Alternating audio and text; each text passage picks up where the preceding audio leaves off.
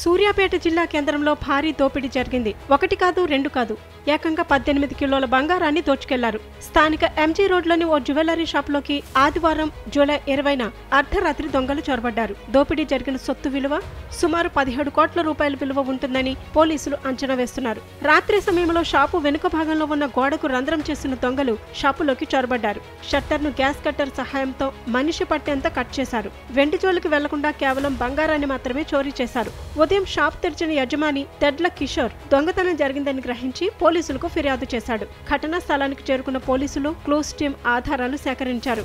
సూర్యాపేట జిల్లా ఎస్పీ బంగారం షాపును పరిశీలించి వివరాలు ఆరా తీశారు. పక్కాగా రెక్కీ నిర్వహించి దోపిడీకి పాల్పడి ఉంటారని పోలీసులు భావిస్తున్నారు. దోపిడీ ఘటన అంతరాష్ట్ర ముఠాపనా లేక ఇంటి దొంగలు ఎవరైనా ఉన్నారా అనే కోణంలో విచారణ చేస్తున్నారు. పట్టణంలో బంగారం షాప్ చోరీ వ్యవహారం సంచలనంగా మారింది. దీంతో స్థానికులు భయాందోళనలకు గురవుతున్నారు. ప్రధాన కూడలిలోని షాపులో చోరీ జరగడం చర్చనీయాంశంగా మారింది.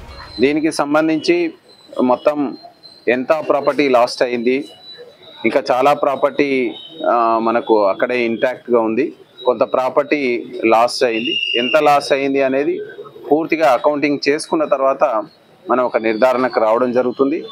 దీనికి సంబంధించి మనం సరౌండింగ్ ఉన్నటువంటి టెక్నికల్ ఎవిడెన్స్ని, అదేవిధంగా మనకున్నటువంటి పాత నేరస్తులని, అదేవిధంగా ఇంతకుముందు ఈ తరహాలో జరిగినటువంటి అఫెన్సులు చేసినటువంటి నేరస్తుల మీద మనం సస్పెక్ట్ చేయడం జరుగుతుంది. ఇప్పటివరకు ఒక 5 టీమ్స్ని డిప్యూట్ చేసుకున్నాం.